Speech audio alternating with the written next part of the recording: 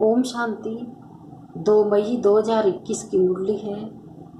आज अव्यक्त वाणी है। रिवाइज 23/12/87 की मुरली है। मुरली का टाइटल है मनन शक्ति और मगन स्थिति। आज डबल ताजधारी डबल राज्य अधिकारी बनाने वाले बाप विशेष अपने डबल विदेशी बच्चों से मिलन मनाने आए हैं। बाप दादा देख रहे हैं कि चारों ओर के डबल विदेशी स्नेही सहयोगी सदा सेवा के उमंग उत्साह से स्नेह और सेवा दोनों में आगे बढ़ते जा रहे हैं। हर एक के मन में यही उत्साह है कि हमें बाप दादा की प्रत्यक्षता का झंडा लहराना है। हर दिन उत्साह के कारण संगम युग को उत्सव प्रमाण अनुभव करते उड़ते जा रहे हैं, क्योंकि जहाँ हर समय उत्साह है, चाहे बाप दादा से याद द्वारा मिलन मनाने का, चाहे सेवा द्वारा प्रत्यक्ष फल प्राप्त होने के अनुभव के उत्साह में, दोनों उत्साह हर घड़ी हर दिन उत्सव का अनुभव कराते हैं। दुनिया के लोग विशेष उत्सव के दिन उत्सव का अनुभव करते हैं, लेकिन ब्राह्मण आत्माओं के लिए संगम युग की उत्साह का युग है। हर दिन नया उत्साह उमंग उत्साह स्वतः ही अनुभव होता रहता है। इसलिए संगम युग के हर दिन खुशी की खुराक खाते बाप द्वारा अनेक प्राप्तियों के गुण गाते डबल लाइट गन सदा उत्साह में नाचते रहते हैं। उत्सव में क्या करते हैं? खाते हैं, गाते हैं और नाचते हैं। अभी विदेश में विशेष क्रिसमस मनाने की तैयारियां कर रहे हैं। खाना गाना बजाना और नाचना यही करेंगे ना, और मिलन मनाएंगे। आप हर दिन क्या करते हो? अमृत वेले से लेकर रात तक यही काम करते हो ना। सेवा भी करते हो। सेवा अर्थात ज्ञान डांस करते हो। बाप दादा के गुणों के गीत आत्माओं को सुनाते हो, तो रोज उत्सव मनाते हो ना। कोई दिन ऐसा नहीं जो ब्राह्मण ये कार्य न करते हो। संगम युग का हर दिन उत्साह भरे उत्सव का दिन है। वह तो 1-2 दिन मनाते हैं, लेकिन बाप दादा सभी ब्राह्मण आत्माओं को ऐसे श्रेष्ठ बनाते हैं, ऐसी गोल्डन गिफ्ट देते हैं जो सदा के लिए संपन्न सदा भरपूर बन जाते हो। वो लोग क्रिसमस के दिन का इंतजार करते हैं कि क्रिसमस फादर आकर आज गिफ्ट देंगे। ये क्रिसमस फादर को याद करते आप क्रिसमस जैसा मीठा बनाने वाले बाप को याद करते हो। इतनी गिफ्ट मिलती है जो 21 जन्म ये गिफ्ट चलती रहती है। ये विनाशी गिफ्ट थोड़ा समय चल समाप्त हो जाएगी। ये अविनाशी गिफ्ट अनेक जन्म आपके साथ रहेगी। जैसे वह लोग क्रिसमस ट्री को सजाते हैं, बाप दादा इस बेहद के वर्ड ट्री में आप चमकते हुए सितारों को, संगम युगी श्रेष्ठ धरती के सितारों को अविनाशी लाइट माइट स्वरूप में स्थित होने का अनुभव कराते हैं। वे लोग भी स्टार को मानते हैं, स्टार सजाते हैं। आप स्टार्स का यादगार स्थूल चमकती हुई लाइट्स के रूप में दिखाते हैं, या लाइट से सजाते या फूलों से सजाते हैं। ये किसका यादगार है?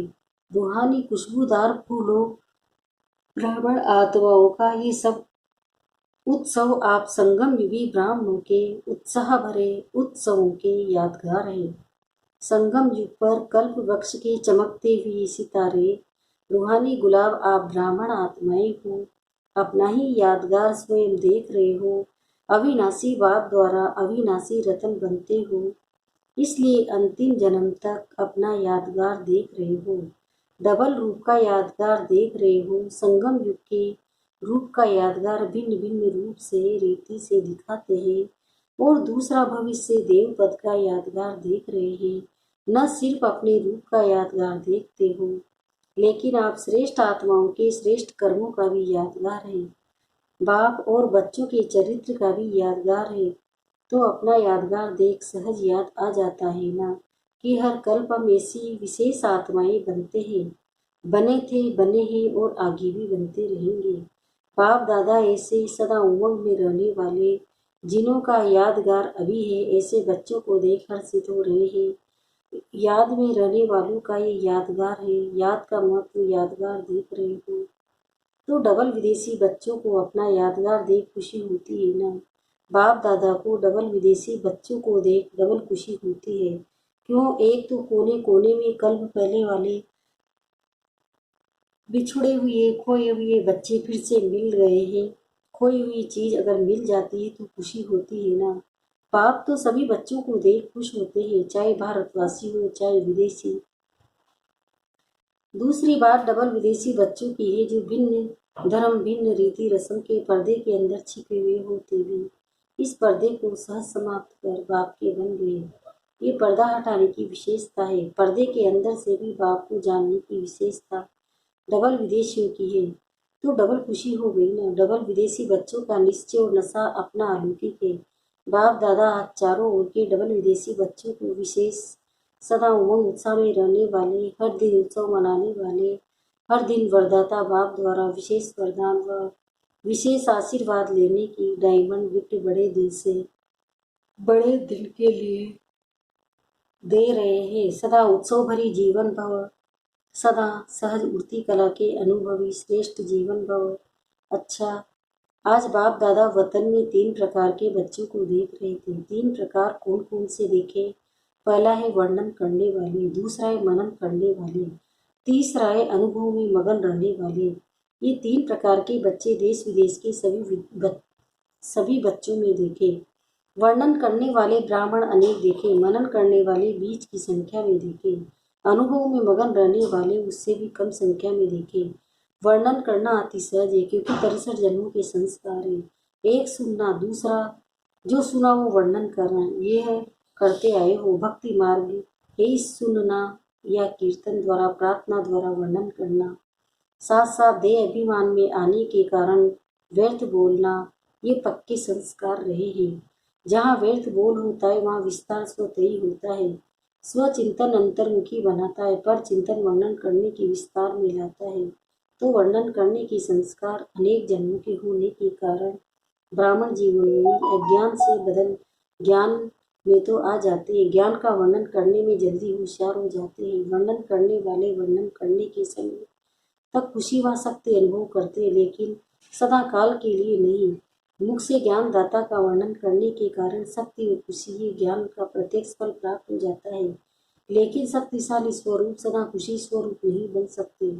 फिर भी ज्ञान रतन है और डायरेक्ट भगवान वाचे, इसलिए यथाशक्ति प्राप्ति स्वरूप बन जाते हैं। मनन करने वाले सदा जो भी सुनते हैं उनको मनन कर स्वयं भी हर ज्ञान की पॉइंट्स का स्वरूप बनते हैं। मनन शक्ति वाले गुण स्वरूप, शक्ति स्वरूप वाले ज्ञान स्वरूप और याद स्वरूप स्वतः ही बन जाते हैं, क्योंकि मनन करना अर्थात बुद्धि द्वारा ज्ञान के भोजन को हजम करना। जैसे स्थूल भोजन अगर हजम नहीं होता है तो शक्ति नहीं बनती, सिर्फ मुख से स्वाद तक रह जाता है। ऐसे वर्णन करने वालों को भी सिर्फ ज्ञान मुख से वर्णन तक रह जाता है, लेकिन वह बुद्धि द्वारा मनन शक्ति द्वारा धारण कर शक्तिशाली बन जाते हैं। मनन शक्ति वाले सर्व बातों के शक्तिशाली आत्माएं बनते हैं। मनन करने वाले सदा स्वचिंतन में बिजी रहने के कारण माया के अनेक विघ्नों से सहज मुक्त हो जाते हैं, क्योंकि बुद्धि बिजी है तो माया भी बिजी देख किनारा कर लेती है। दूसरी बात, मनन करने से शक्तिशाली बनने के कारण स्व स्थिति कोई भी परिस्थिति में हार नहीं खिला सकती। तो मनन शक्ति वाला अंतर्मुखी सदा सुखी रहता है। समय प्रमाण प्राप्ति को कार्य में लगाने की शक्ति होने के कारण जहाँ शक्ति है वहाँ माया से मुक्ति है।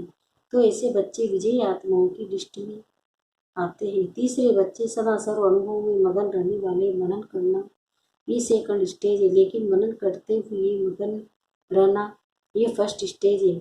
मगन रहने वाले स्वतः ही निर्विघ्न तो रहते ही है, लेकिन उससे भी ऊंची विघ्न विनाशक स्थिति रहती है, अर्थात स्वयं निर्विघ्न बन औरों को भी विघ्न विनाशक बन सहयोगी बनते हैं।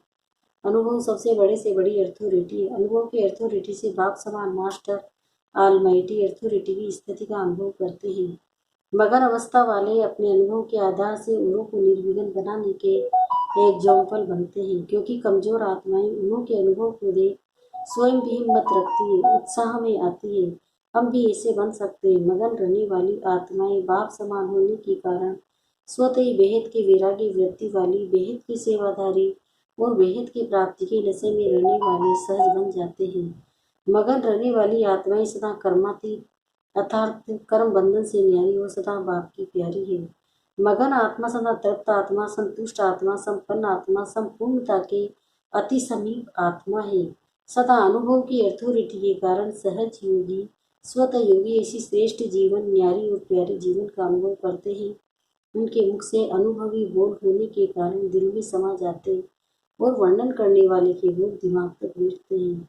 तो समझा फर्स्ट स्टेज क्या है? मगन करने वाले भी विजयी है, लेकिन सहज और सदा में अंतर है। मगन रहने वाले सदा बाप की याद में समाये हुए होते हैं। तो अनुभव को बढ़ाओ, लेकिन पहले वर्णन से मगन में जाओ। मनन शक्ति मनन स्थिति को सहज प्राप्त करा लेती है। मनन करते करते अनुभव स्वतः ही बढ़ता जाएगा। मनन करने का अभ्यास अति आवश्यक है, इसलिए मनन शक्ति को बढ़ाओ। सुनना और सुनाना तो अति सहज है।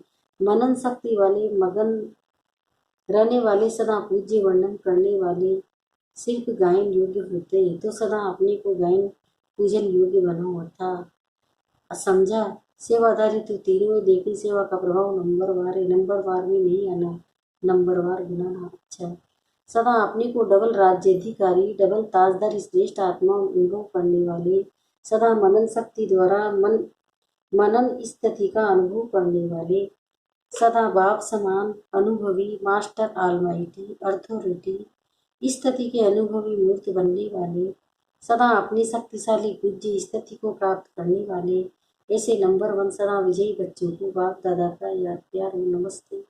हम बच्चों का भी बाप दादा को याद प्यार और नमस्ते नमस्ते नमस्ते। शुक्रिया बाबा, शुक्रिया आपका पद्मा पदम, शुक्रिया। विदेशी भाई बहनों की ग्रुप से विदेश में रहते स्वदेश स्वस्वरूप की सदा स्मृति में रहने वाले हो। जैसे बाप परम धाम से इस पुराने पराये देश में प्रवेश हो जाते हैं, ऐसे आप सभी भी परम धाम निवासी श्रेष्ठ आत्माएं, सहज योगी आत्माएं ऐसे अनुभव करती हो कि हम भी परम धाम निवासी आत्माएं इस साकार शरीर में प्रवेश कर विश्व के कार्य के अर्थ निमित्त है। आप भी अवतरित हुई ब्राह्मण आत्माएं हो। शूद्र जीवन समाप्त हुई अब शुद्ध ब्राह्मण आत्माएं हो। ब्राह्मण कभी अपवित्र नहीं होते। ब्राह्मण अर्थात पवित्र। तो ब्राह्मण हो या मिक्स हो, दोनों नाव में नाव रखने वाले नहीं, दोनों नाव में पांव रखने वाले नहीं, एक नाव में दोनों पांव रखने वाले। तो ब्राह्मण आत्माएं अवतरित आत्माएं ही। वैसे भी जो भी आत्माएं अवतार बनकर आई है, अवतार रूप से प्रसिद्ध है, वह किस लिए आती है? श्रेष्ठ परिवर्तन करने के लिए। तो आप अवतारों का काम क्या है? विश्व परिवर्तन करना, रात को दिन बनाना, नर को स्वर्ग बनाना। इतना बड़ा कार्य करने के लिए अवतरित हुए हो, अर्थात ब्राह्मण बने हो। ये काम याद रहता है ना। लौकिक सर्विस भी किस लिए करते हो? इनकम भी कहाँ लगाने के लिए, सेंटर खोलने के लिए करते हो, व लौकिक परिवार के लिए करते हो। अगर ये लक्ष्य रहता है कि कमाई भी ईश्वरीय कार्य में लगाने के लिए करते हैं, लौकिक कार्य करते भी सेवा ही याद रहती है ना, और इसके डायरेक्शन से करते हो। जब बाप की श्रीमत प्रमाण करते हो तो जिसकी श्रीमत है वही याद आएगा ना। इसलिए बाप दादा कहते हैं लौकिक कार्य करते भी सदा अपने को दृष्टि समझो। दृष्टि भी हो और वारिस भी हो, चाहे कहाँ भी रहते हो, लेकिन मन से समर्पित हो तो वारिस हो। वारिस का अर्थ ये नहीं कि मधुबन में आकर रहो, लेकिन सेवा क्षेत्र पर रहते भी अगर मन से मेरापन नहीं है, अर्थात समर्पित है, तो वारिस है। तो सरेंडर हो या अभी कर्म बंधन के अंदर हो, जब मन से समर्पित हो गए तो समर्पित आत्मा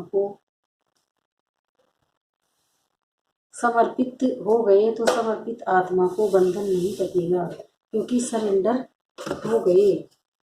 माना सभी बंधनों को भी सरेंडर कर दिया। अगर मन को कोई भी बंधन खींचता है तो समझो बंधन है, बाकी आता है और चला जाता है तो बंधन नहीं। तो हम अवतार है, ऊपर से आए हैं, ये सदा स्मृति रखो। अवतार आत्माएं कभी शरीर के हिसाब किताब के बंधन में नहीं आएगी। विधेयी बन करके कार्य करेंगी, शरीर का आधार लेते, लेकिन शरीर के बंधन में नहीं बनते। तो ऐसे बने हो तो सदा अपने उस शरीर के बंधन से न्यारा बनाने के लिए अवतार समझो। इस विधि से चलते रहो तो सदा बंधन मुक्त, न्यारे और बाप के प्यारे बन जाएंगे। वरदान, अपनी विजय व सफलता को निश्चित समझकर सदा निश्चिंत रहने वाले निश्चित बुद्धि भव। जो बच्चे सदा बाप में, स्वयं के पाठ में और ड्रामा की हर सेकंड की एट में 100% निश्चित बुद्धि है, उनकी विजय व सफलता निश्चित है। निश्चित विजय होने के कारण वे सदा निश्चिंत रहते हैं, उनके चेहरे से चिंता की कोई भी रेखा दिखाई नहीं देगी। उन्हें सदा निश्चय रहता है कि ये कार्य व यह संकल्प सिद्ध हुआ ही पड़ा है। उन्हें कभी किसी बात में क्वेश्चन नहीं उठ सकता। प्रश्न सुनने सुनाने में भावना और भाव को बदल देना ही वायुमंडल खराब करना है। ओम शांति।